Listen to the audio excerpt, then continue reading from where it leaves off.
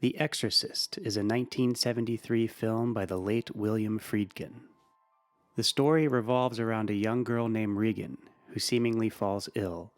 As her behavior becomes increasingly unusual and severe, doctors are unable to find evidence of what they presume to be the cause. When Regan starts to show signs of demonic possession, an exorcism is recommended, if only as a psychological tool. But Regan's mother, Chris, played with great sensitivity by Ellen Burstyn, suspects something more sinister is at play, as seemingly inexplicable occurrences abound. An exorcism could be the cure either way, and Chris contacts Father Karras in hopes of making one happen. It's a slow burn film that takes care to set up its characters and their dilemmas. Linda Blair projects a perfect innocence as Regan early on, and we get a strong sense of the bond between her and her mother.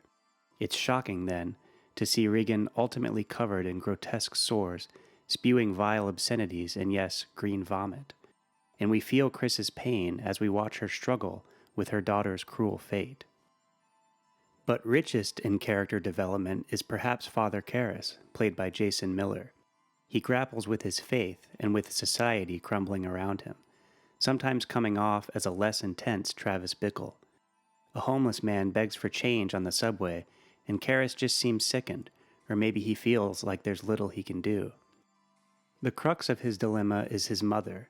He feels guilty about her life and death, and it's these feelings that will be his challenge to overcome as he fulfills his destiny. Karras goes down the traditional hero's path more so than any other character. I like the casting of Max von Sydow as Father Merrin, even if the makeup used to age him up feels jarring.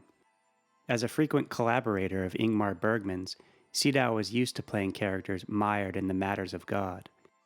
Even Lee J. Cobb, perhaps best known for 12 Angry Men, shows up to ham it up as a homicide detective. I like the performance, even if his part in the story feels a bit superfluous.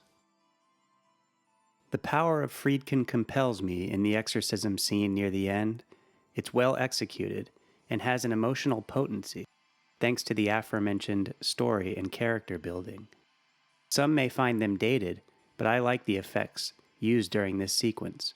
I think practical makeup, vomit, wind, cold breath, levitation, shaking beds, and cracking walls are all infinitely more inspiring and impressive than CGI. And the possession scenes aren't the only scary ones. I found the scenes of Regan undergoing medical testing to be rather intense as well.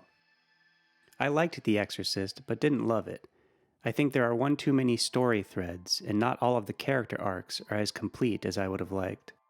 And while I appreciate a movie that doesn't rely on music, I would have liked to have heard more of that piano score.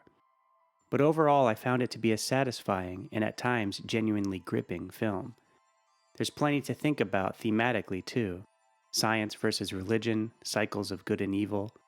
One could even find it similar to another 70s horror film, Carrie, wherein the passage from girlhood to womanhood is a theme. I'm feeling a 3.5 stars out of 5 on this watch. Thanks for listening, and see you soon.